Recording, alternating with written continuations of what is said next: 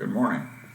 Today we're going to be talking about existentialism and the existential approach to counseling, if you can call existentialism an approach, really. Existentialism, as we'll talk about today, is really kind of a philosophy that underpins our ability to interact with each other. And it makes some basic assumptions and challenges some beliefs that people hold. It also departs from Freudian psychoanalysis, which had us developing basically through conflict with ourselves and with being at the mercy of misunderstood or unexplainable impulses that are instinctual and biological and this sort of thing, reductionistic. And it also departs a little bit from Adler, because there's a great deal of Adler's belief system is compatible with an existential way of thinking when you come to working with other people. Being respectful of their abilities to choose for themselves, being able to trust them to make the right decisions for themselves, encouraging them to do self-examination and so forth. And this type of counseling, or the beliefs of this type of counseling that we're going to be looking at today, are applicable to more eclectic approaches. They can fit right in, with people who are working inpatient, working outpatient, 12-step recovery. The philosophies are universal, and they've been taught in schools, families, churches. Jesus taught a lot of these in the book of Matthew on the Sermon on the Mount. I mean, it's pure existentialism at its finest. But we'll get into that. I'm going to go ahead and share my screen with you so that you can see what I'm seeing, and we'll talk a little bit. I'm thinking I might post these PowerPoints too in your classroom, so that you can have them and look at them and review them that way. And I think maybe that would be helpful to you going through this when you're reviewing and studying. But anyway, without further ado, here we go.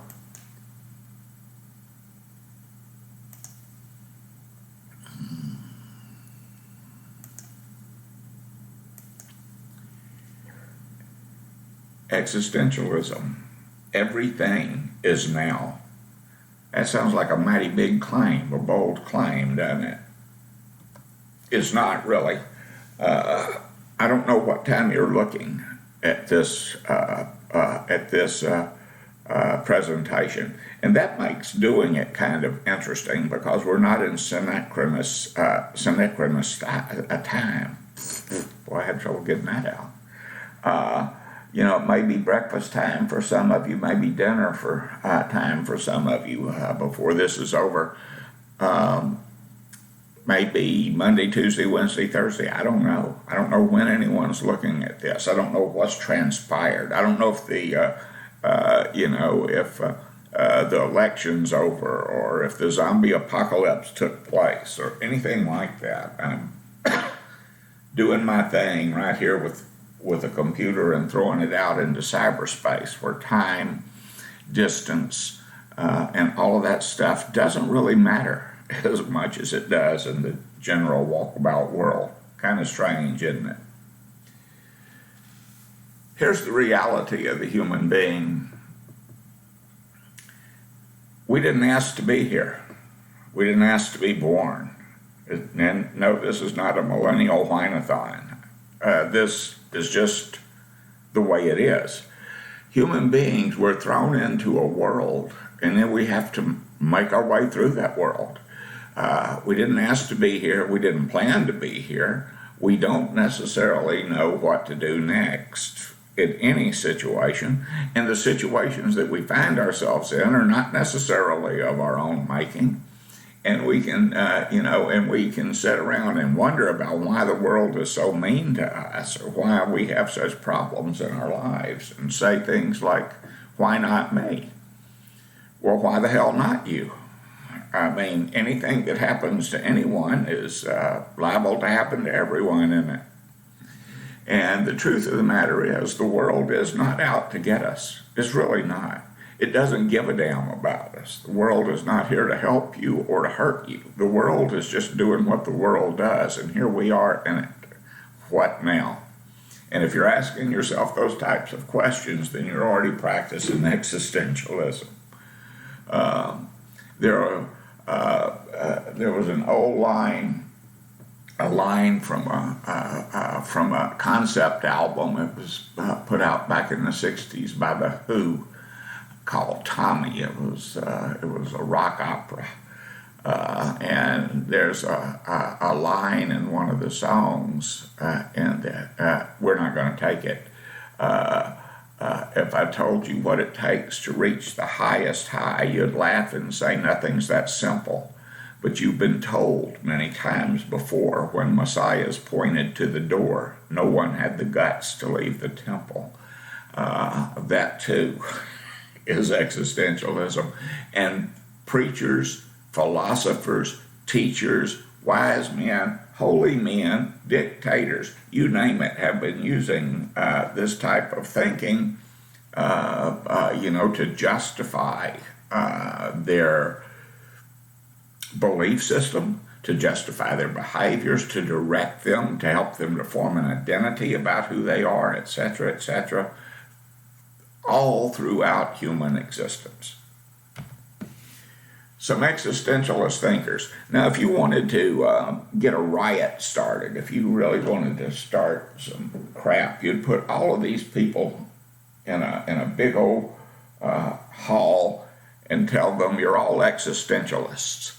And they would so rebel against being labeled in that manner that there'd probably be 4 or 5 fistfights and a killing before the afternoon was over. Fyodor Dostoevsky was a Russian writer. He wrote Crime and Punishment, Notes from the Underground.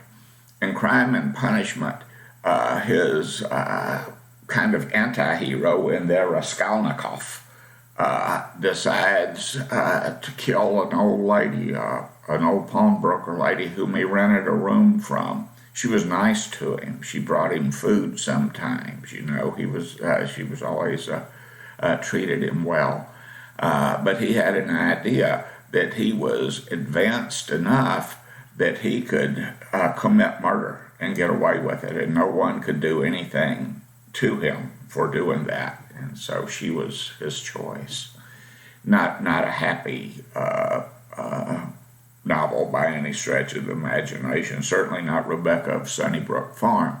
But Raskolnikov did not figure on his conscience, which he found out he had one, and it gave him up. He also wrote Notes from the Underground, where he considered the concept of freedom once more. He compared himself, the writer, the underground man, to a god in one sentence and a rat in another one. So he was pretty aware that, where he wound up in life had a lot to do with his choices and his freedoms and how frightening it was to be free.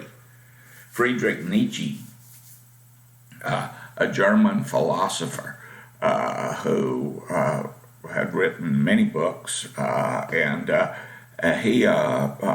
his ideas of Menschen und Übermenschen, man and Superman, those were studied by Hitler and Stalin and some others, because his idea was that you had to have a will to power. That's how you develop in your life. What you can conceive, you can do. And he said that I will be your bridge. You can walk over me, but I'm not a crutch for you to lean on.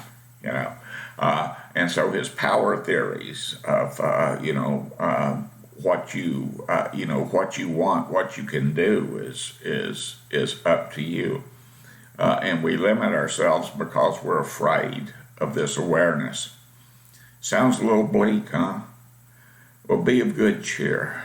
Soren Kierkegaard, he's the philosopher of hope, the philosopher of kindness.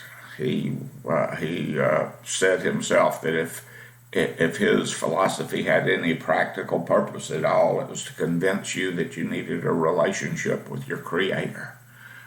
Because you can't get to heaven and you can't have a relationship with God by following the rules and doing what your pastor tells you to do. You have to connect with this great thing that's beyond you.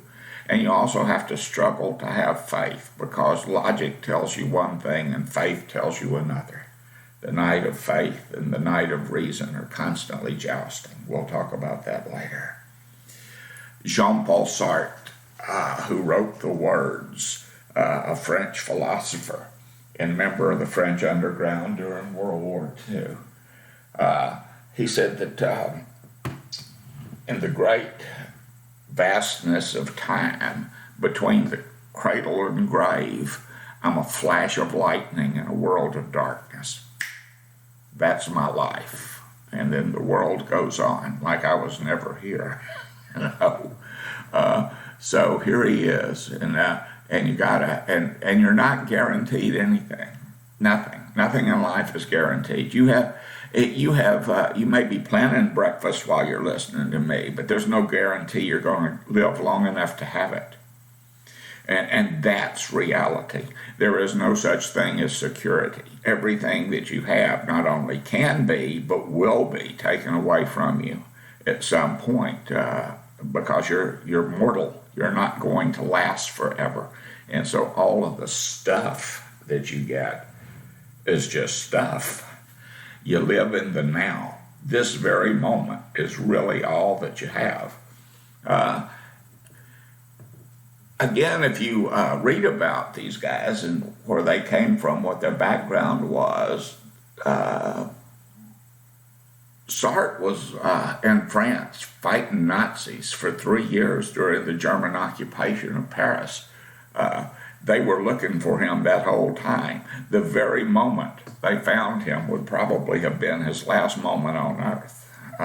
So he was, quite familiar with now's all you've got. Paul Tillich is another Christian philosopher. And he talks about the courage to live from the inside out, to be consistent with yourself, to know who you are, and to do the things that are acceptable to you. He also talks about the courage to be, in the sense that it's fearful, it's frightening to look at yourself ruthlessly, to no holds barred, examine every bit of yourself. How much can we do that? I'm digressing a little bit over into the big book, which is in another class, of course, but we're working with people with substance use disorders. We're working with people who are trying to recover from alcohol and substance abuse issues.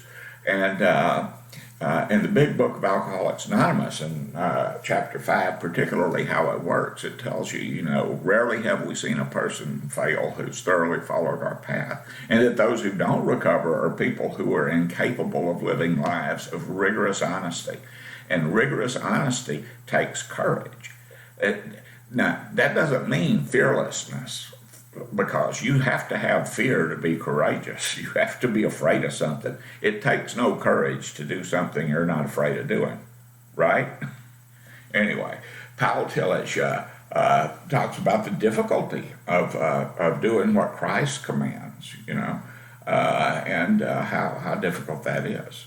And this brings us, by the way, to Yeshua Bar David, also known as Jesus of Nazareth, who people like Emmett Fox said was a quintessential existentialist thinker. And his Sermon on the Mount, as I said, is a great example of existentialism. Don't worry about the speck in your brother's eye. Look at the beam in your own. Don't worry about what you're going to do tomorrow. No one said you get one. If you're at odds with your brother, go to him now and make amends, because you're immortal. You're amortal, not immortal. You're amortal, and you don't have forever. If this is an important thing, you better do it. And then there are about a few million others who come along and tell you the same thing. You've been told many times before, when Messiah is pointed to the door, no one had the guts to leave the temple. It's the same message down through the ages.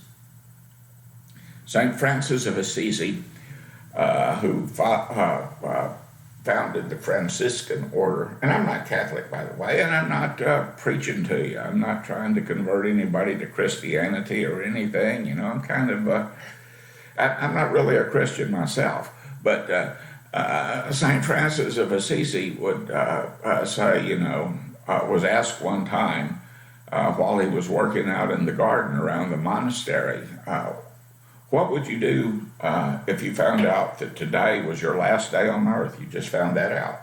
And St. Francis reputedly didn't even stop to think about it. He said, I'd finish hoeing my garden. And that is something to shoot for in an existential approach to living. To have a life that's so balanced, that's so in order, that's so consistent with what you want and how you want to live, that when you find out that today is your last day on earth, you're really kind of okay with that. These are just some other... St. Francis is a mystical figure, by the way, too. This is the Wolf of Guba, where it was a town where Francis was living in the 13th century. And the wolf came and started eating livestock, and then it started eating people. And Francis, who's the patron saint of all animals, who also preached to the birds, here he is, went out and talked with the wolf, made a deal with him that if he would stop attacking the livestock and the people, then the villagers would feed him for the rest of his life, and he'd never know hunger again, because it was his hunger that drove him to do these depredations. And the nature of the wolf. We could have fun with that for weeks around this thing, but I'm not going to. So St. Francis of Assisi would finish hoeing his garden. If I were to find out this very minute, Howard, today's your last day on earth, what do you need to do? There's a few things. But I think right now, today, I could be able to say, I'm going to finish this lecture, and I would be okay with that. So there you go, I guess. I don't know what's there is a mystical truth in that somewhere or another, and like I said, writers and philosophers have told you about it forever. As Hamlet said in his To Be or Not to Be speech, if it be now, 'tis not to come. If it is to come, then it be not now. If it be not now, yet it will come. It being death. The readiness is all. Then there are psychological theorists who came along. Viktor Frankl is considered to be the father of modern existential practice in terms of counseling. Frankl is another one of those Victorian Jews that studied. He was sort of a contemporary of Freud. Freud actually died really before Frankl never worked with him. But Frankl did study classic psychoanalysis. I guess he would be the first generation after Freud psychoanalysis if you're placing him in a timeline. And so he knew about classical analysis, and he was a medical doctor. Frankl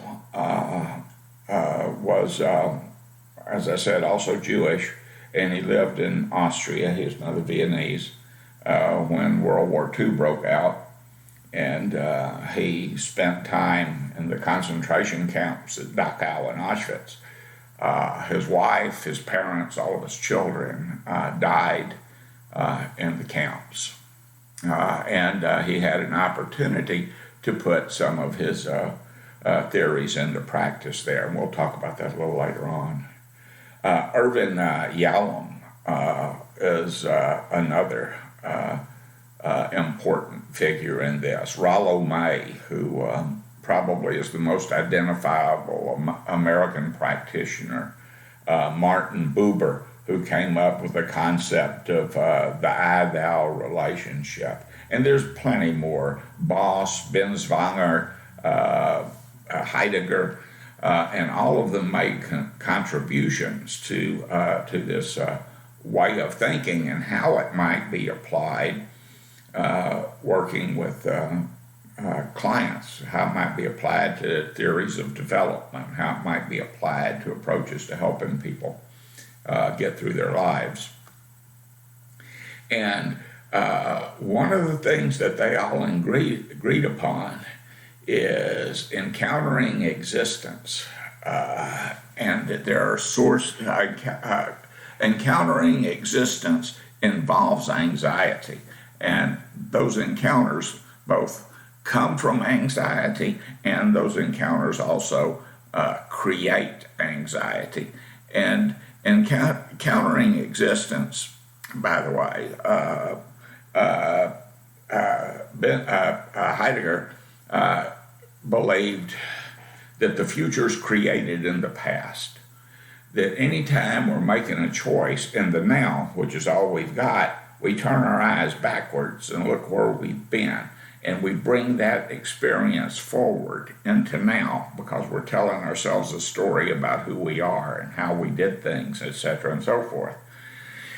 That past history informs me in the now, and then I make a choice now that creates a future in front of me, and it also creates a me to greet that future. Does that make sense? Wait a minute, Bush Arch, you shouldn't be dropping acid before you do these lectures. No, that's not the deal. I have stories that I tell myself about who I am and how I would act in certain circumstances. I also tell myself what's right, what choices looks like it's the best choice to me, etc. Sometimes I don't want to choose. You don't want to choose either, because choosing is rife with anxiety. And I fear I'll make the wrong choice. I fear I'll make the right choice, you know. It was St. Augustine, I believe, yes it was, who prayed to God, "Dear Lord, make me a saint, but not today." You know, the change, even the good change, even to sainthood, meant giving up the sinful me that I am right now, and I don't want to. Thank you very much. So, encountering existence is anxiety-provoking. The choices that we have are anxiety-provoking. It throws us into a bit of a tailspin. Anybody of my generation knows this guy. I am what I am, and that's all what I am. I'm Popeye the Sailor Man. Toot toot. Popeye the Sailor, letting it all hang out for everybody who wants to see who he is. No apologies, moment to moment. Here I go. Remember the word homeostasis? Some of you do from my other classes, but balance, that's what we're shooting for. Organisms like balance. I like to be at peace. I like to not be stressed out. I like to not be afraid. I like to not be anxious. But the human condition puts me constantly in states of stress, puts me constantly in states of anxiety. And I run around saying, I got to get rid of this. I'm just not normal, you know, this anxiety's killing me. Well, anxiety is normal, and you cannot get away from it, because anxiety comes from awarenesses that we have. Soren Kierkegaard coined a word that we use all the time, and we hear it all the time and don't really know what it means, is angst, which is like somewhere a combination of dread, of fear, and of anxiety. And anxiety really is a level of fear too, so actually we're afraid. And that creates the stress that we're in, whether it's in a life-threatening situation, whether we're going into a polling booth and we're not sure, whether we're a kid worrying about a pimple that popped up just before time for the prom, anxiety, dread, angst.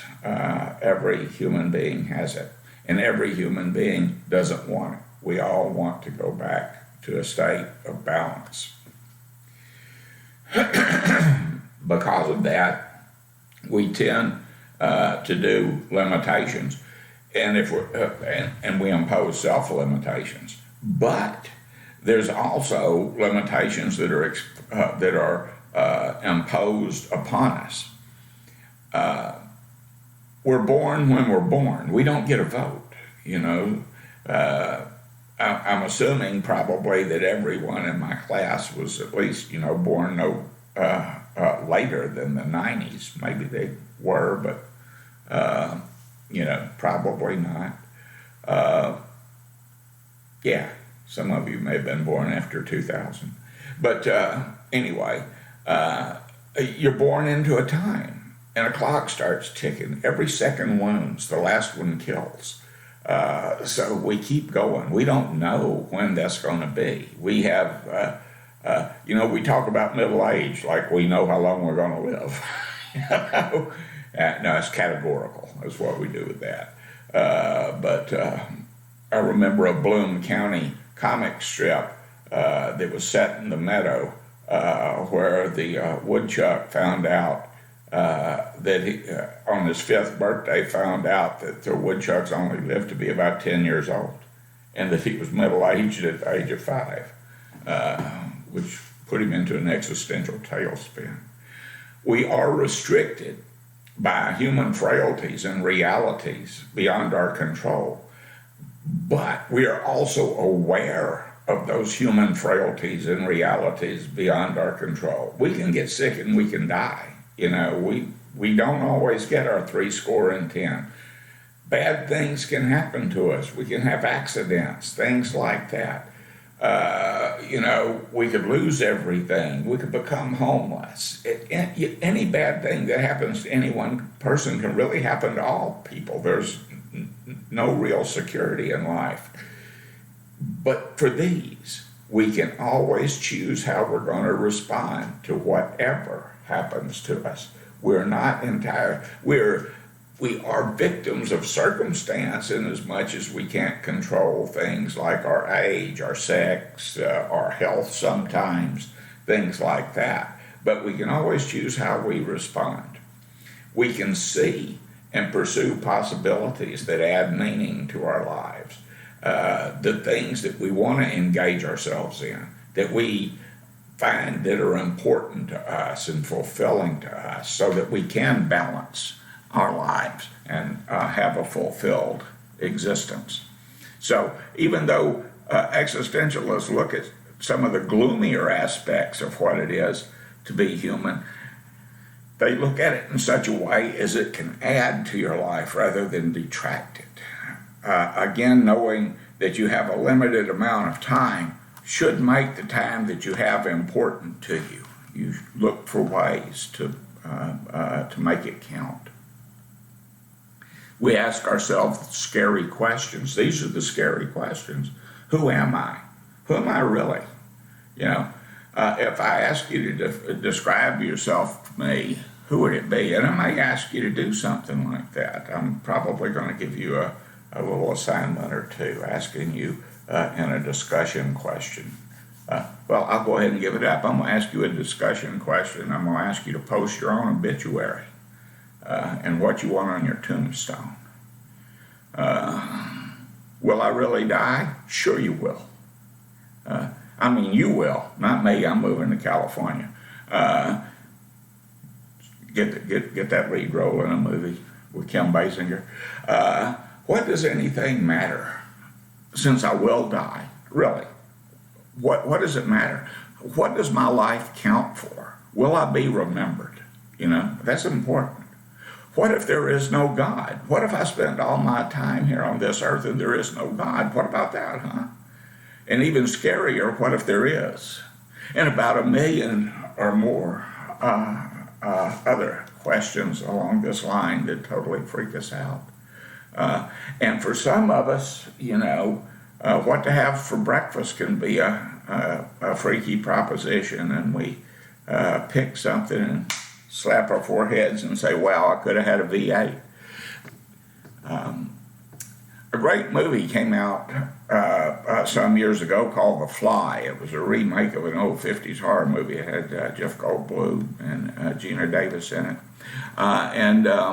Jeff Goldblum played the scientist, Dr. Brumble, and Gina Davis was the reporter interviewing him, and she told him, she said, do you wear the same clothes every time? I've seen you 3 days in a row and you're wearing the same outfit. And you need to change. And he said, he took her to his closet and said, come here a minute. And he opened the closet door, and there in his closet was the same shirt, the same pants, the same tie, everything was the same in his closet. And he said, it's a good look for me and I like it.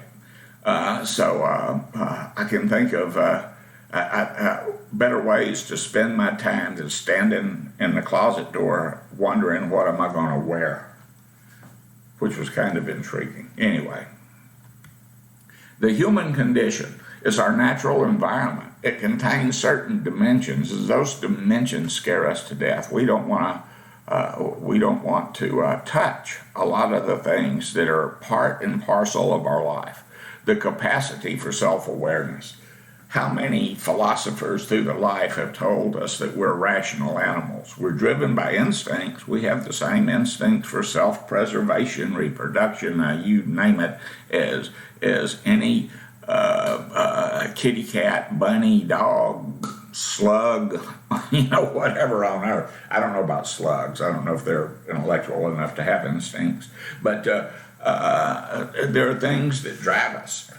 Freud was right about that. But because we're rational animals, we have an opportunity not just to recognize some of these things that drive us, but to think about them and also to modify them if we want to. Freedom versus responsibility, or freedom plus responsibility. I say I want to be free, but when you get right down to it, sometimes I don't. Sometimes I very much prefer to have things offered to me in such a way that I don't have to choose. One of my sources of anxiety is picking things on the internet. Like if I'm doing shopping on the internet, or if I go to, I want to get some software or something.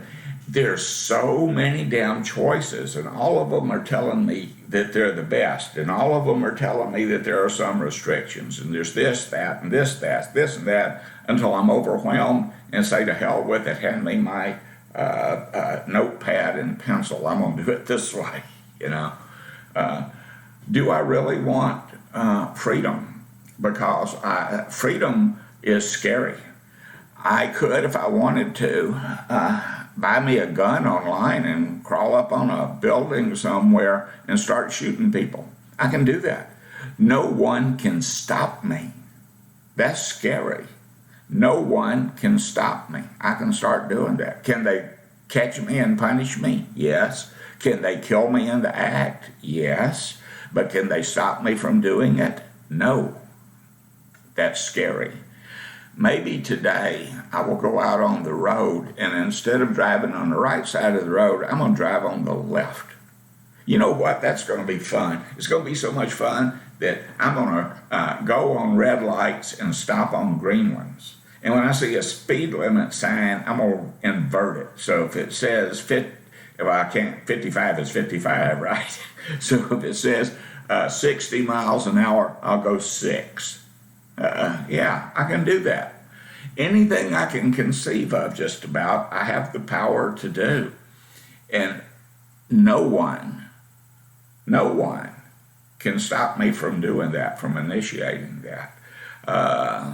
They may stop me after I've begun it. They may, I may have a car wreck. I may get shot, die, who knows. But the freedom, even to live or die. I'm living right now, but I could choose to die. And if I do choose to die, that's within the realms of my possibility. And when I think about that kind of freedom, I want to hide under the bed. When I think about everybody having that kind of freedom, I want to hide under the bed. There are choices that we don't want to make. And so I'll pretend like I don't have a choice. However, you know what? You always have a choice. We create for ourselves identity. It's not bestowed upon us. Sometimes I've had people tell me things about me that shocked me, that I don't, because I don't see myself the way that other people see me. And I think maybe that's probably a good thing, usually. I can't remember his name now, the Scottish poet, said, "Wad some power that get to gie us to see ourselves as others see us." And I don't know if I want that power, to see myself as others see me, and you might not either.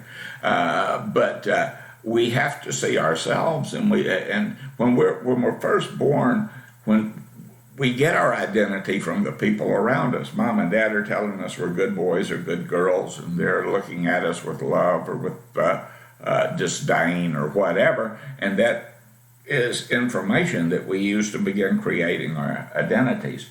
There are storytellers in your family, aunts and uncles, moms and dads, who before you go to bed at night, they may read you a story and say and say something along the lines of, this happened to your Uncle Willie too, and when this happened to Willie, this is what he did. That's not just an entertaining story. That's telling you who your family is, and indirectly who you should be and how you should be. There are morals to these stories. Meaning has to be created, is not bestowed upon us. We have to encounter our world, encounter ourselves, encounter what we're doing, and that helps us to develop an idea of who we are. If you're alive, you have anxiety. It exists among the living. It's inescapable.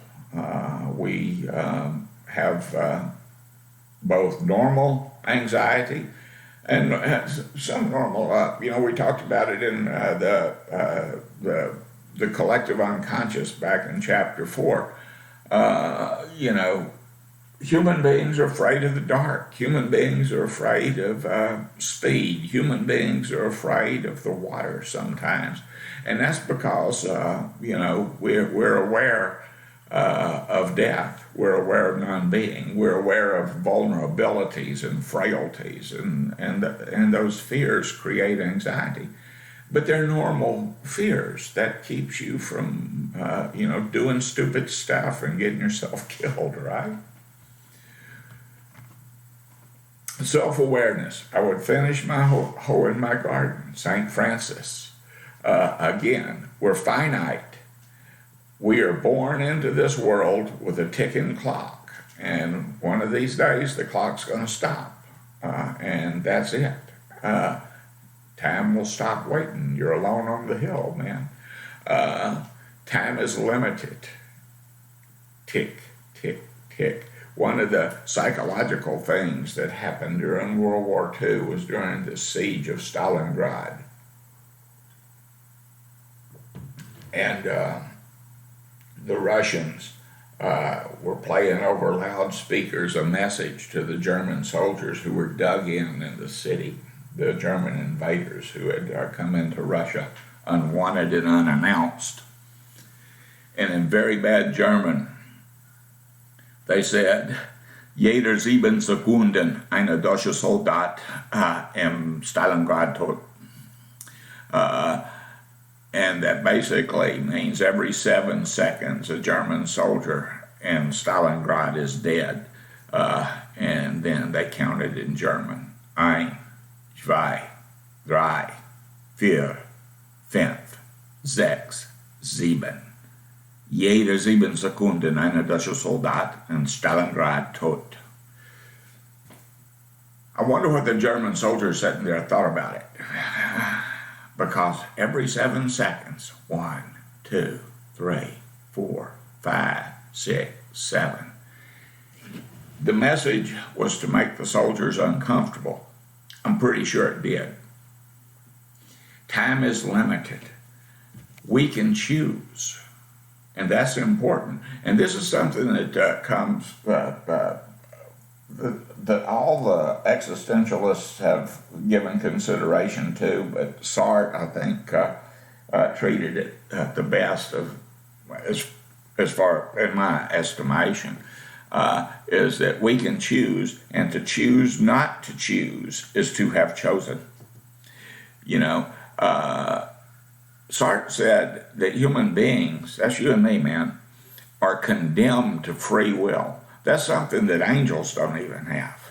You know, angels are God's gophers, right? He says, go smite, and they go smite. And he says, go take a message, and they go take a message. That's it. But human beings, we can choose to do all kinds of things. And I can create myself by refusing to choose, which is a choice. To choose not to choose is to have chosen. We're condemned to free will. We can't avoid it. We got it, and there's nothing we can do about it. We have to struggle to create meaning. And this is work, you know, like the meaning's not bestowed. You don't, you know, it's not something that you get on your 15th birthday, like a quinceañera or something, where they had you a box full of meaning to get you through your life. We have to struggle to find it for ourselves.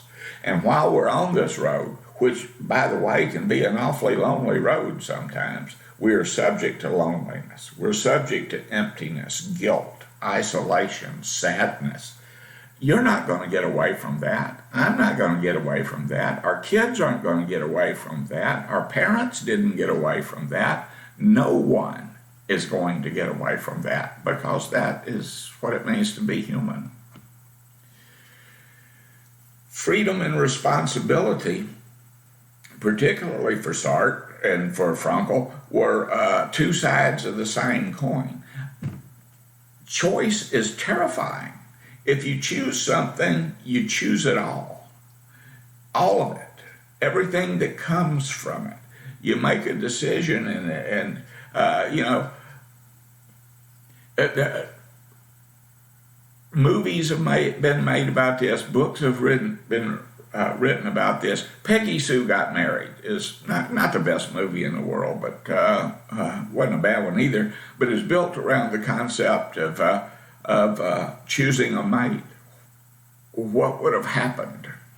You know, Peggy Sue had a number of suitors. What would have happened if she didn't marry the one she married, if she chose someone else? How would her life be different? You know, Dances with Wolves should have been called Plays with Camera, but it's still an interesting film where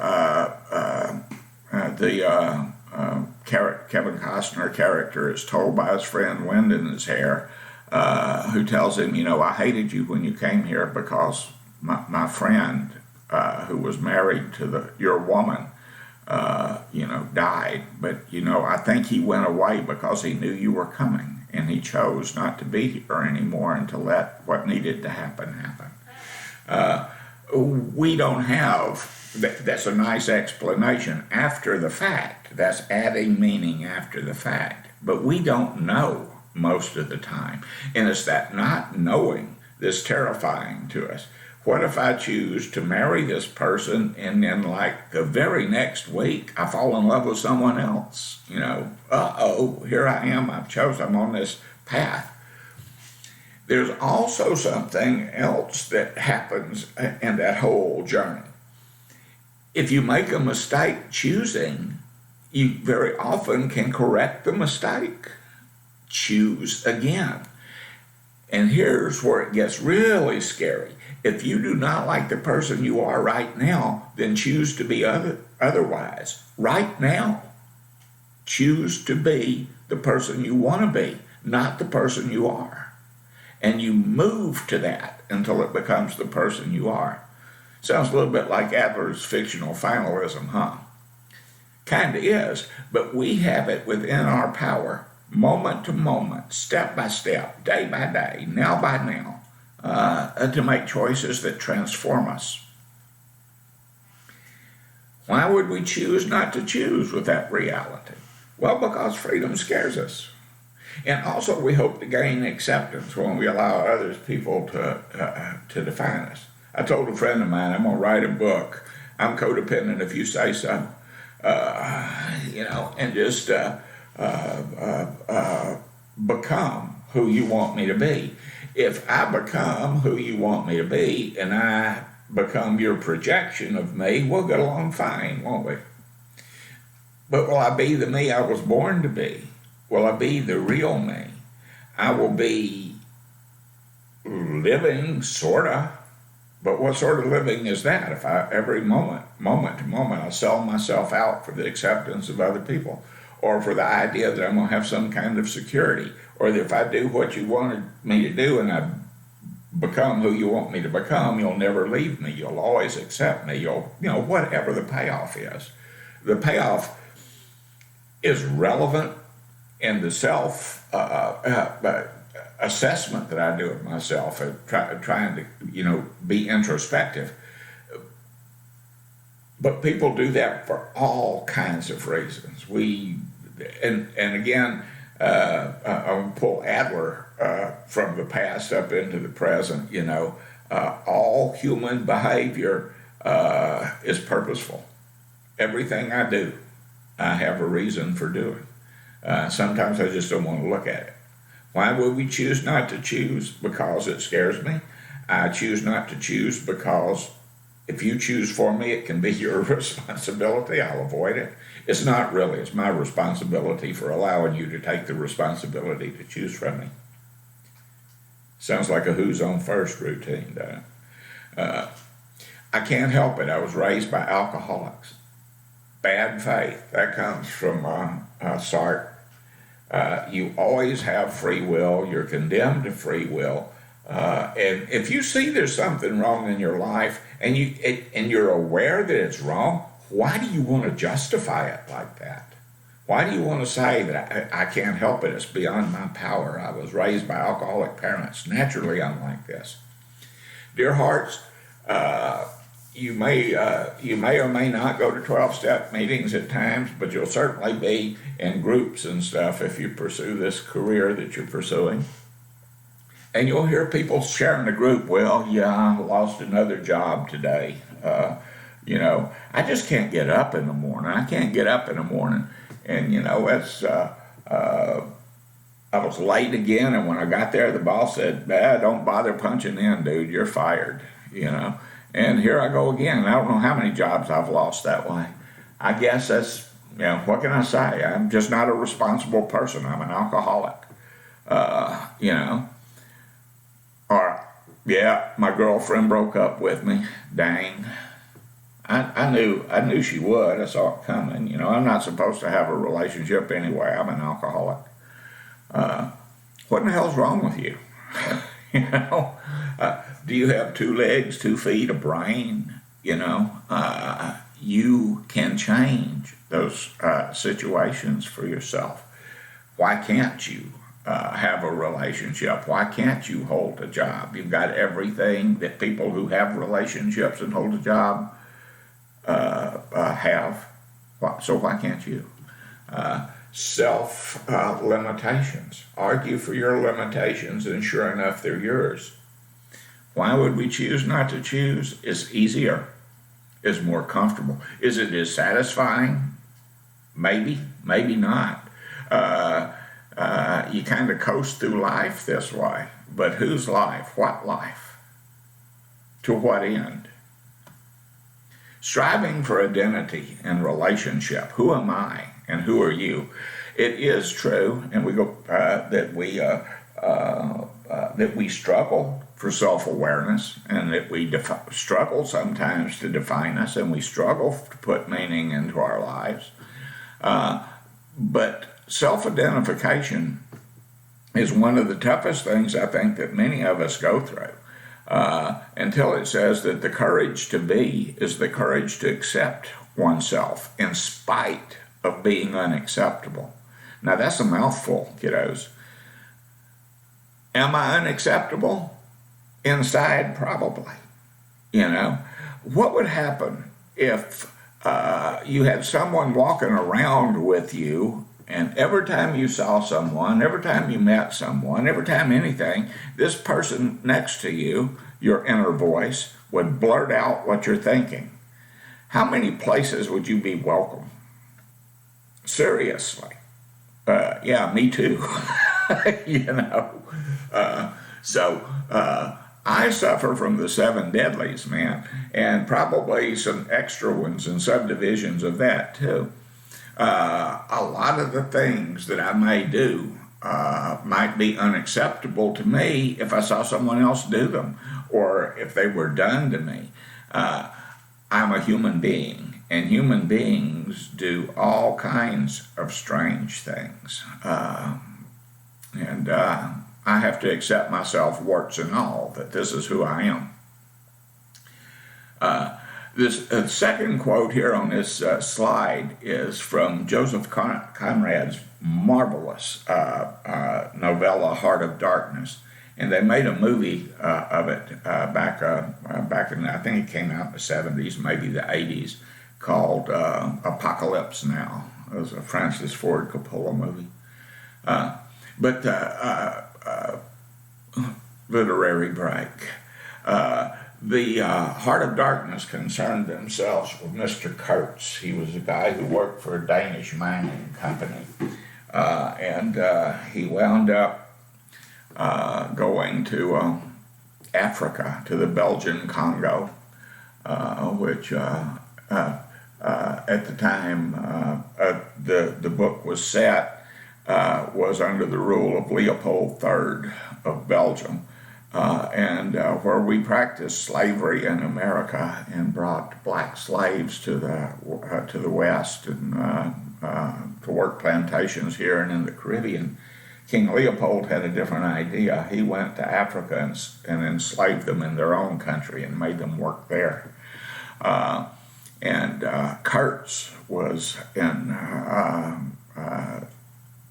employed by Leopold III, and it involved the hero of the story, who was Marlowe, hired by Kurtz's fiancée to go find him in Africa and bring him home, because he didn't return when he said he was going to, and they were supposed to get married. So away Marlowe went, and he went up the Congo River, and the further he went up the river, the more horrible things he found. People hanging in trees, and people with one hand missing. And this was a historical reality, that if a person ran away from their jobs, from being enslaved, and they had slave hunters would catch them, and to mark them as being a runner, they would cut off one of their hands. So he saw a lot of one-handed people running around. And as he got up to he finally found the place where Kurtz was, and he found that Kurtz was already married to a local girl who was head of a tribe there. And when he found the kraal where they lived, the fence around it, the post, had a human head on every post. And anyway, it's not a long story, it's a short story, but to make a short story shorter, Marlowe convinced Kurtz to come back with him, and Kurtz died on the trip. And his last words as he was lying on the deck of the boat was, the horror. And this is how Conrad described what had happened to Kurtz. He said, but the wilderness had found him out early. I think it had whispered to him things about himself which he did not know, things of which he had no conception, till he took counsel with this great solitude. And and the whisper had proved irresistibly fascinating, and it echoed loudly within him because he was hollow at the core. The emptiness, the existential vacuum that we have to fill with something. And for Frankl, that something is meaning that you have to struggle for. And so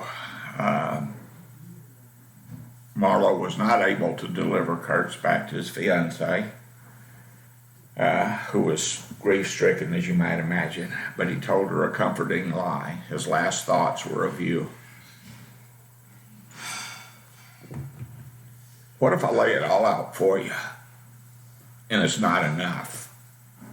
What if I let you know who I am, who I really am, as much as I possibly can, and it's not enough?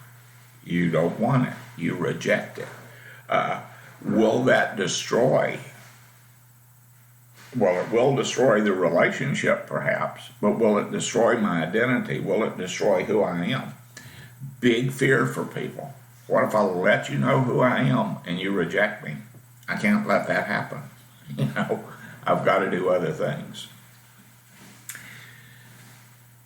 Some awarenesses that I have to have if I'm going to get to know myself. We're essentially alone, and that's the truth. We're born alone. We live alone for much of our lives, and we die alone, because even if our family and everybody's around us, because we're the one doing the dying, right? The essential aloneness, it's not, that awareness is not meant to be crushing for us. It's meant to be a motivation for us.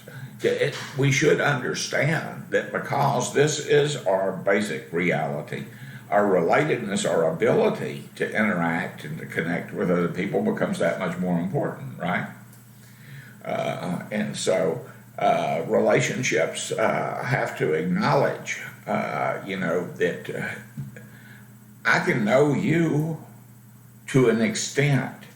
You can know me to an extent, but neither one of us can completely know the other because we don't completely know ourselves.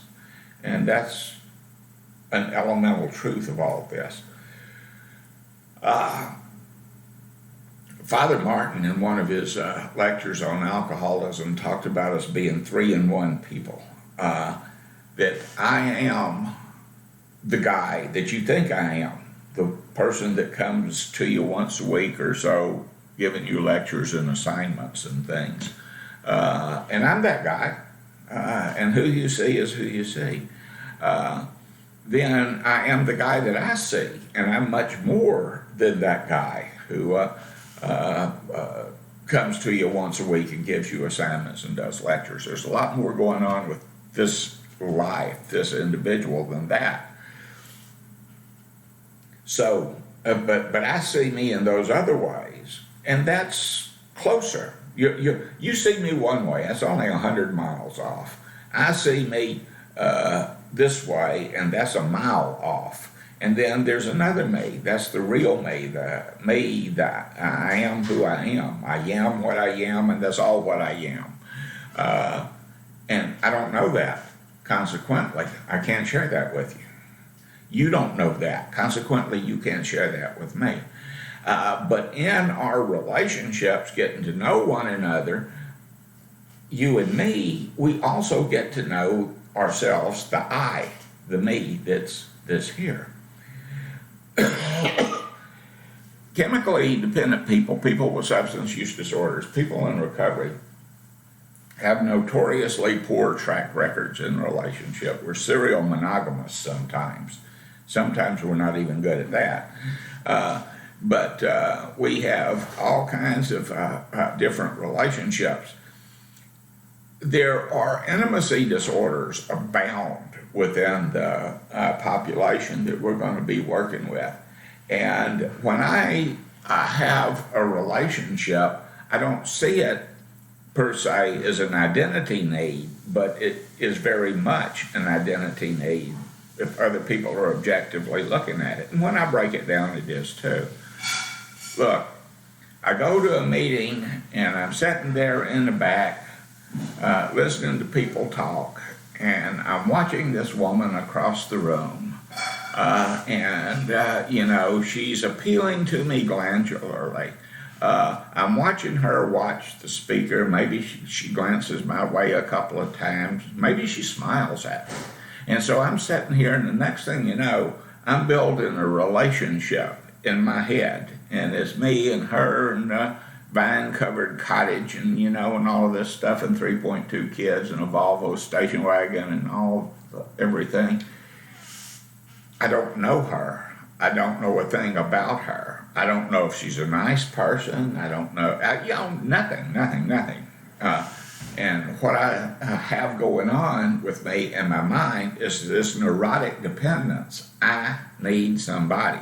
And that somebody I need looks just like her, right down to the red hair and the green eyes, right? And so there she is over there, and that's my girl, and she's going to fill this hole in me, and this hole in me is shaped just like her. In this whole process, not once have I thought, what does she like? What does she think about? Does, do I fit into her puzzle in any way? That's objectification, dear hearts. I see her as a means to an end for me. I don't see her as an end in herself. I don't really care what she thinks at this point, because I don't have relationships. I'm like an amoeba. I'll roll over you and absorb you, and that is not healthy. If I do that type of relationship prowling, then I'm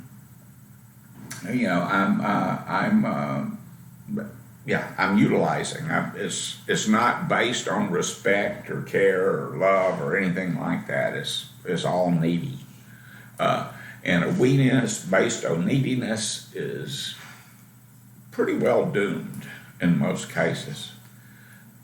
I have to see you as me and you, not me and it. And if I'm seeing you as a means to my ends, you're it. Their search for meaning. Woody Guthrie, there's a road that leads to glory through a valley far away. Nobody else can walk it for you. They can only point the way. Very true. And we have to walk through our own lives in our own way, knowing that we're alone, but we can be related. Also love this. This machine kills fascists. Woody was a very political feller. Anyway, we walk through our own valleys, and no one else can walk it, just us.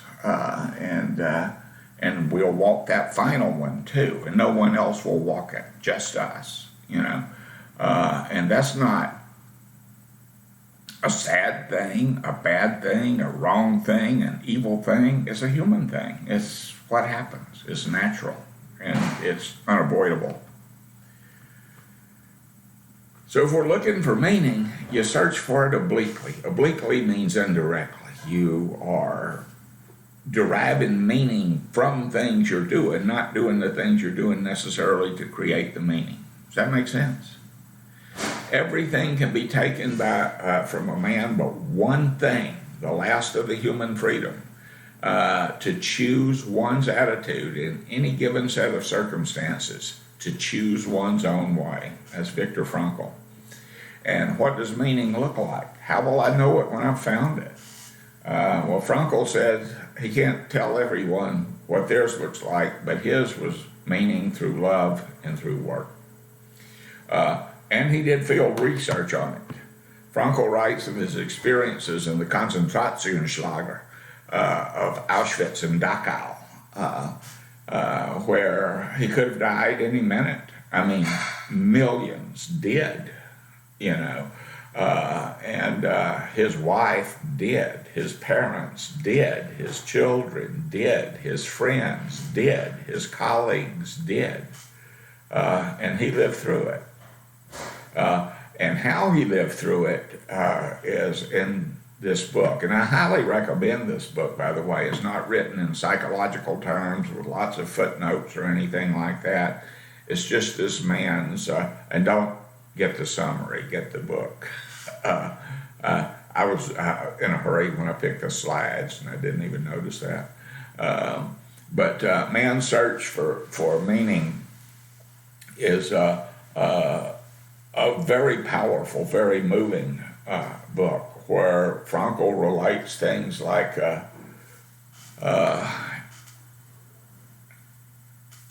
how he was in this camp, and he saw people who were starving, who didn't have enough food, who weren't going to survive, who didn't have enough food to live on, but would still share the food they had with someone else, you know. And that in the worst of survival circumstances, where they were brutalized daily, beaten daily, murdered daily, men were not reduced to the state of animals, but they were elevated through this experience to the level of saints. He saw the best in human beings here among the captives, and of course juxtaposed, I guess, with the worst among human beings among the captors. He lost his entire family, but managed to come out the other side without hating the Germans. I don't think I can do that. I really don't. But wouldn't know until I had an opportunity to prove it, and I don't relish that opportunity. Frankl, I've had some discussion with people who said he was a little bit nuts. He spoke with his dead wife on a daily basis. And he said that driving the things that he did, including his hatred of the Nazis, refusing to hate the Nazis, was what would she think about me if she knew this is what I was doing? What would she feel about me if I were doing this? And that seems to be a contradiction to the whole idea of seeking your own identity apart from the opinions of others. But it's really not. If you read the book, you'll get that idea too. He also made a rather famous statement that he believed that the Statue of Liberty on the East Coast should have a companion Statue of Responsibility on the West Coast, to let us know that you can't have one without the other. There isn't one without the other. Whatever you choose the consequences and responsibilities of whatever that is. When you're talking about changing, moment to moment changing, death and change are related.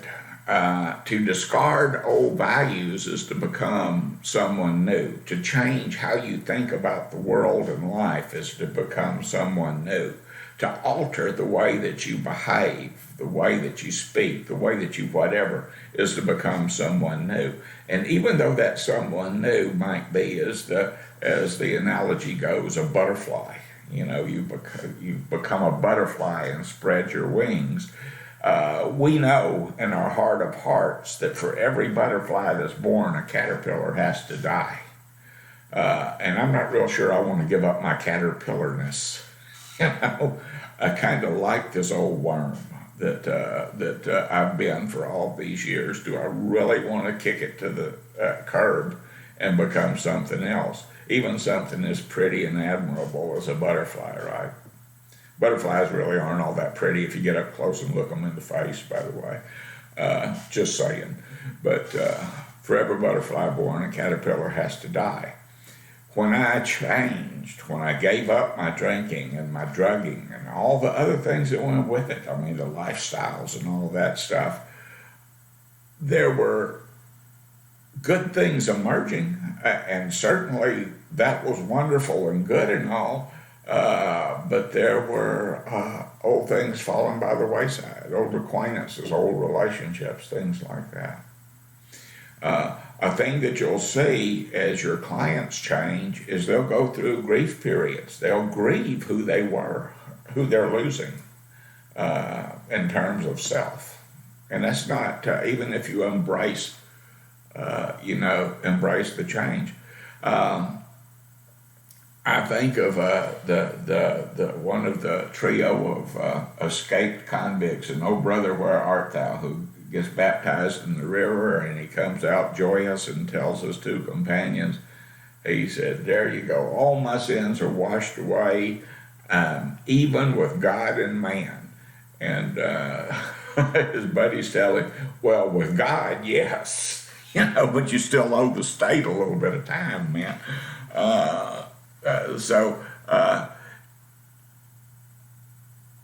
I would not be surprised if this were a real person doing a real thing there, to find him back at the river at some point looking for that old hymn that was no longer there, and probably finding it. The discarding values is tough. And then that's where logotherapy comes in. And this was coined by Viktor Frankl. And logotherapy literally means healing through meaning. Meaning healing is what it says. Meaninglessness for Frankl is the major malady of the world. And people look for meaning, and sometimes they find it in ugly, ugly ways. What was referred to by Bradshaw as the black miracle of Nazism arose in a society that was adrift.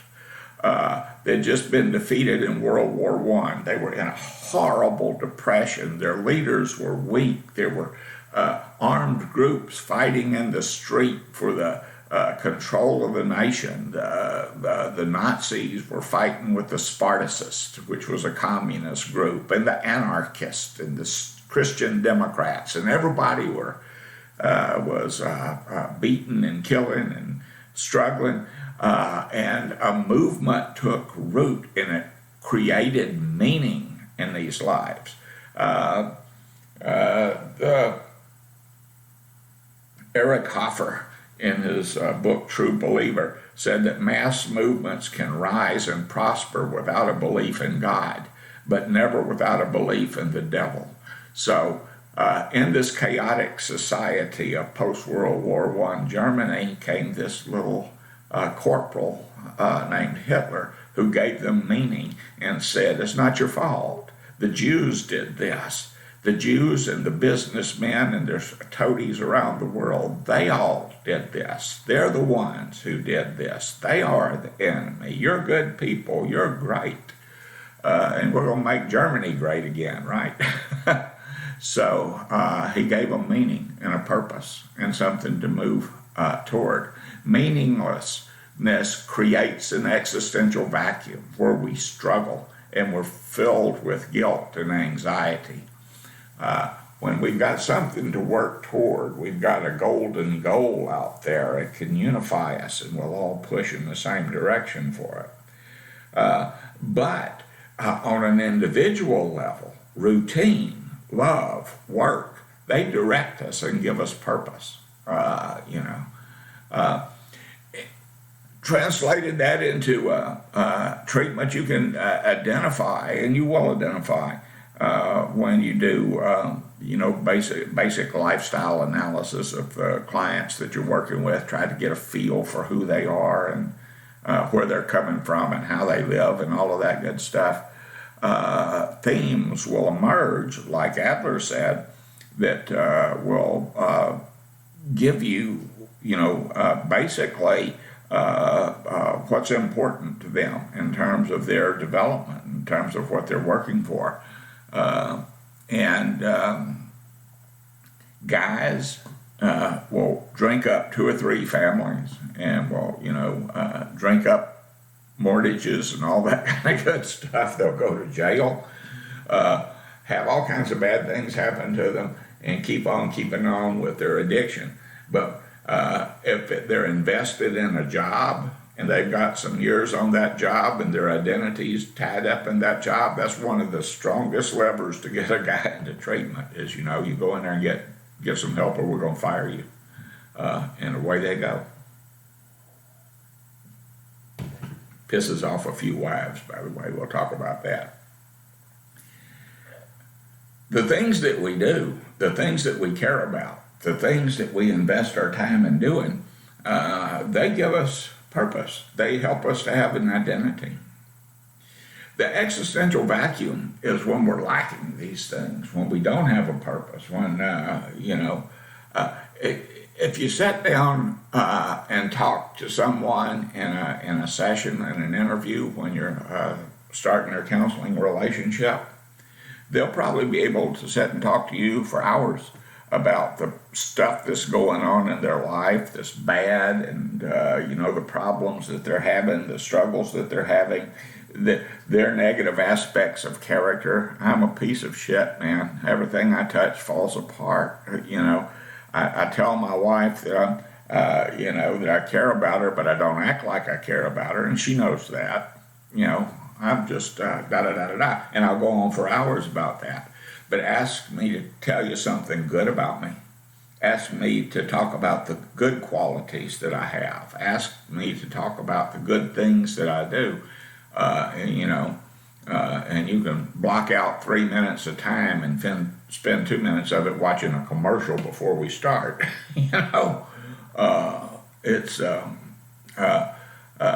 So to get rid of the vacuum, you fill a glass to empty it. This glass that's sitting there with nothing in it it's not really empty. It's full of nothing. You get the point. It's full of nothing. There is a whole container of nothing here. And I want to get the nothing out of it. And how do you do that? It's easy. You get the nothing out of the glass by putting a something in it. And when the something rises up to the rim of the glass, all of the nothing is gone. Anxiety as a condition for living. We're condemned to be free because once we're thrown into the world, we're responsible for everything. That's Sartre, and about 1 million others too. That's scary. We don't want to think about that. We don't want to think about dying. But dying is upon us. We have a really short lifespan. I feel a little bit ripped off. There's about 500 years worth of stuff that I still want to do, and it's not going to happen. There's about 500 years of stuff I want to be around to see, and it's not going to happen. And in fact, the reality is, as I sat here talking to you this morning, I look up in the rearview mirror and see that most of my life is there. It's not outside the windshield lying ahead of me, but it's in the rearview mirror behind me. Physical death destroys us, but the idea of death is our salvation. We quit piddling.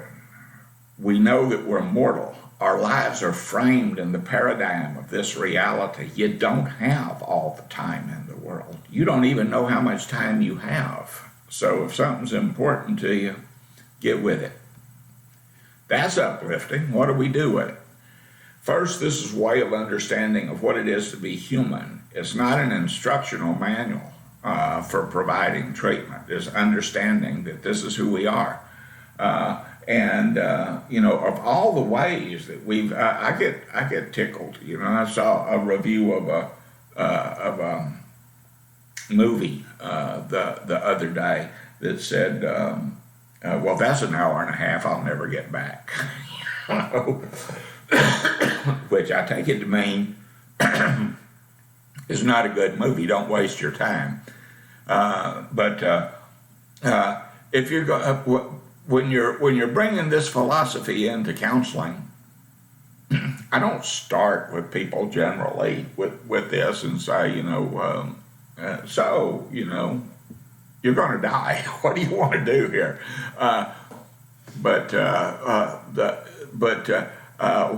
What we do and help people do and help people see is that with limited time and prioritize the things in your life, and prioritizing the things in your life is again something that people have written about, and there are movies about and songs about. Matter of fact, you want another piece of extra credit, go look up Harry Chapin, Cats in the Cradle, and listen to that song and write me a short paper. I'll post this on your assignment of what that song is speaking to and what it says about time and relationships and importance. This approach is very client-centered. This is more of a way of being with the client and a way of thinking about things. It's very client-centered. It trusts the client to be insightful and to draw their own conclusions about what's going on in their lives and what's important to them. It trusts their ability to cope. It trusts in their ability to make good choices. And that's saying a mouthful, by the way, for, say, a crack addict or a tweaking heroin addict that's in treatment with you this morning. And they may not be there, but that's because of the drugs. They're in an altered state, and they're not really capable of self-awareness at that point. So we have to be a little cautious with that. These ideas are not a process of the counselor fixing anything or providing any answers for the client.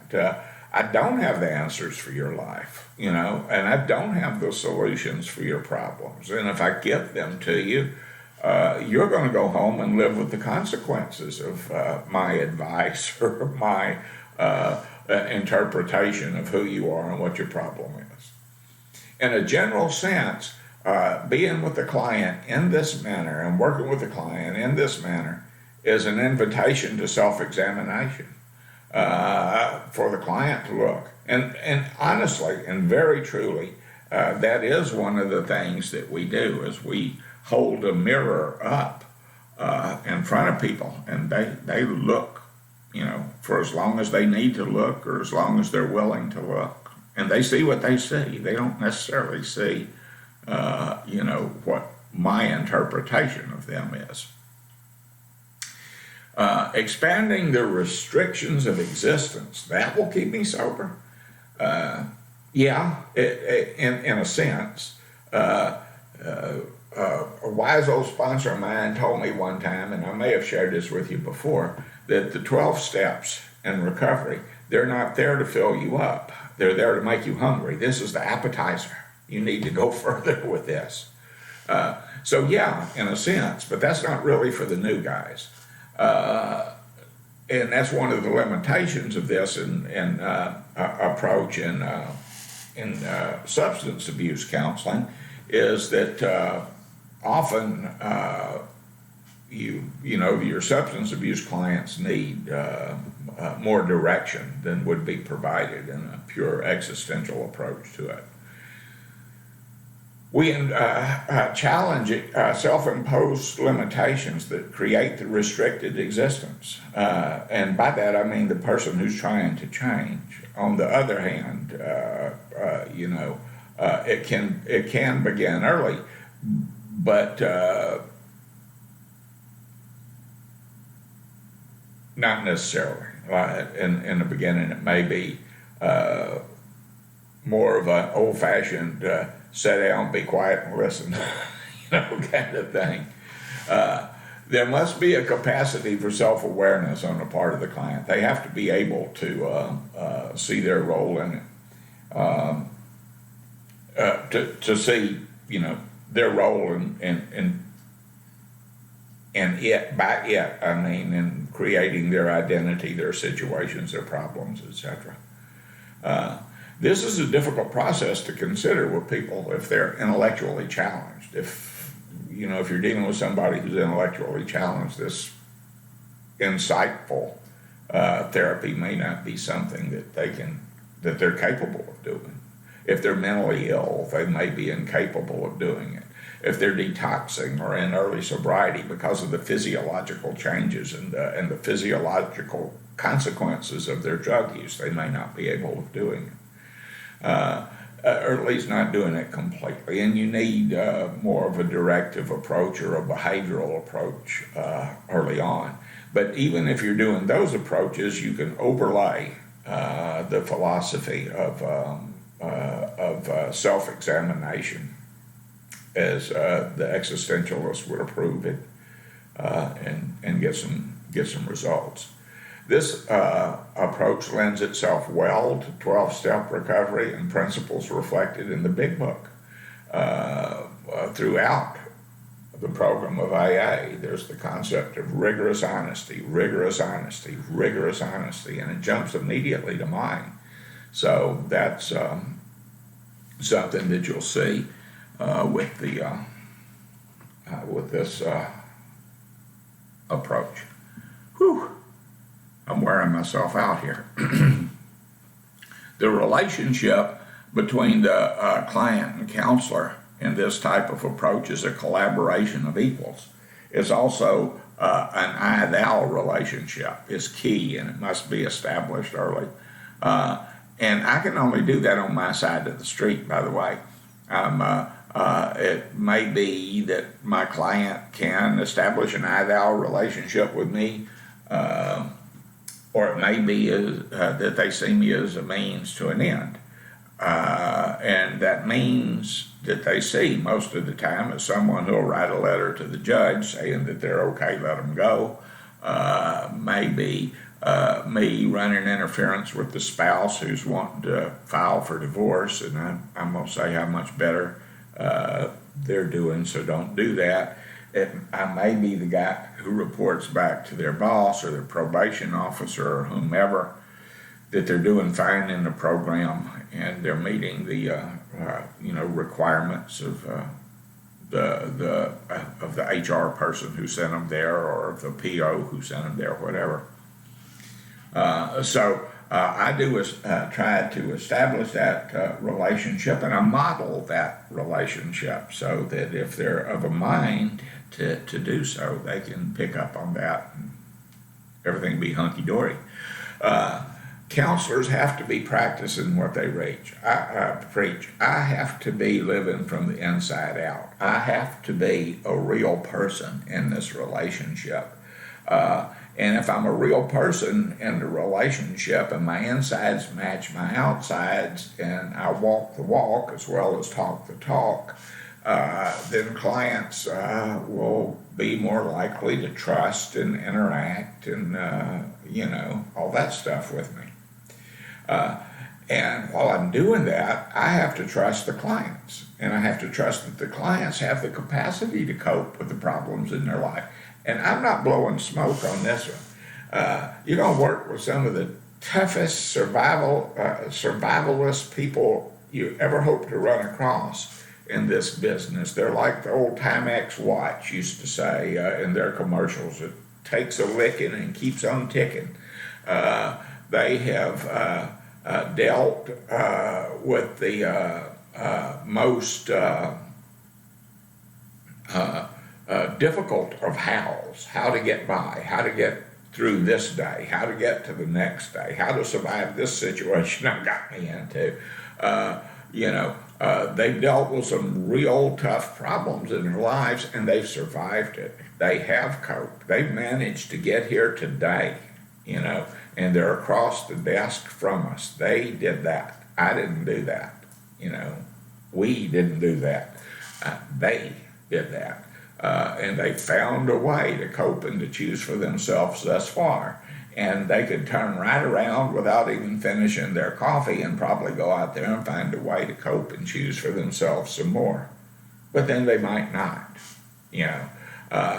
What I have to be able to do with my client is trust them enough to decide what they want, and trust them enough that I can acknowledge that they are really the experts on their living existence, not me, how they live, what they do to live, etc.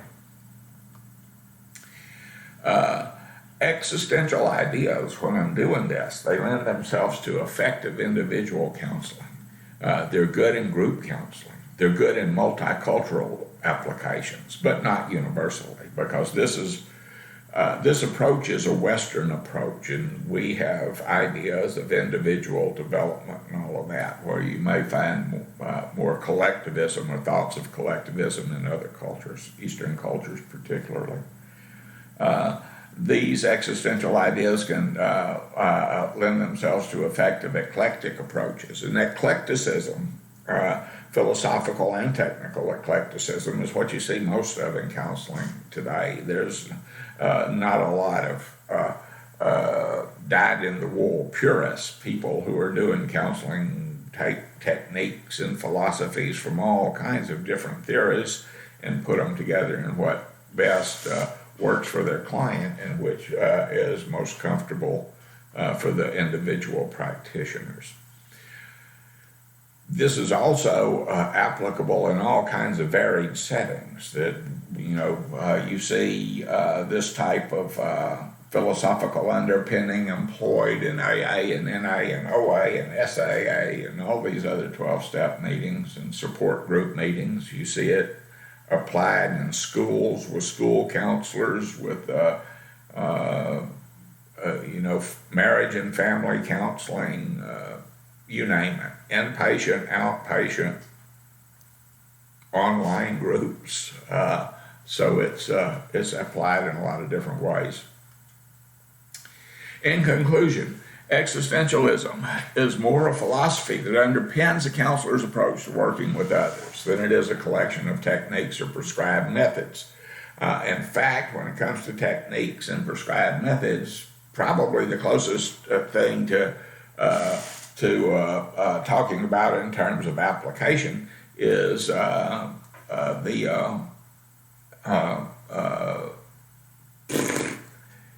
Socratic dialogue. It took me a minute to spit that out, didn't it? My attention was kind of divided.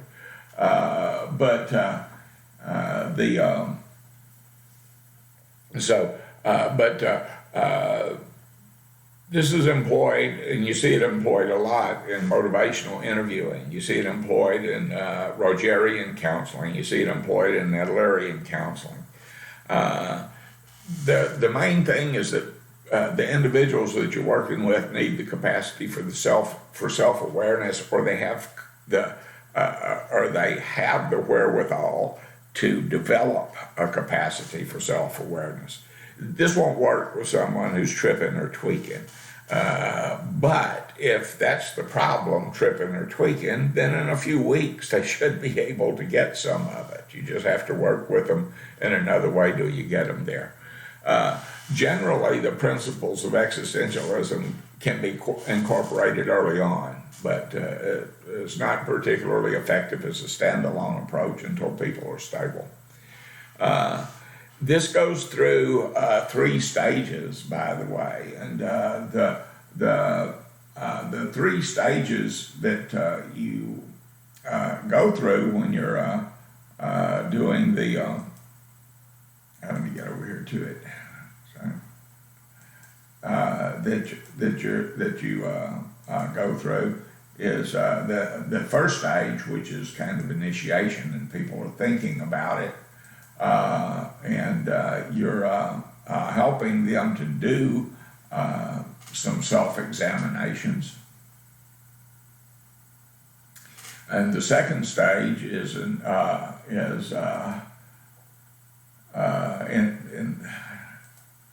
the intermediate phase. Oh man, I left something out.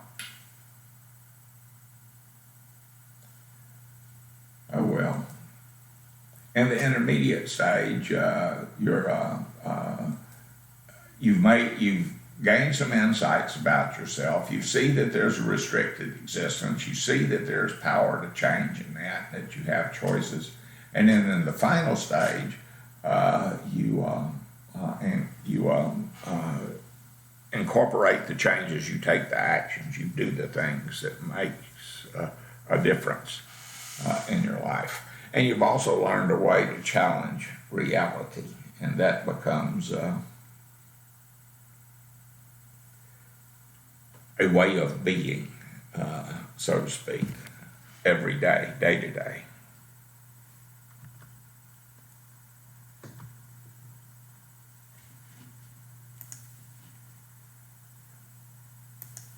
And boom, there we are. Reader's Digest condensed version of chapter 6. I hope it helps you some understanding. And I'm working it off another piece of information over here. You couldn't see that because you could see the slides. But I was having, I left out a key thing, really, and that was those 3 stages. So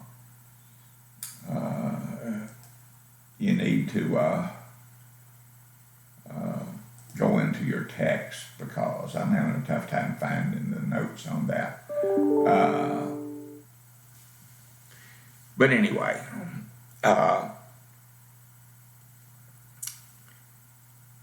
hope these are beneficial to you, and that this is something that you'll be able to employ effectively with the people that you work with. Because another thing that is true about human existence is that, one of those questions about what does it matter what I do is that human beings have a ripple effect with one another. And all of us are throwing stones into the pond of humanity, if you will. And I don't know how far, things will ripple. So the things that people touched me with that were integral to my recovery in my life, maybe I can touch you with, and they'll be integral to your recovery in your life. And then you can run around out there touching other people with it too. And that's the way that goes, because we are social critters and we're herd critters. And so that is another part of human existence that we should never, leave out or forget about.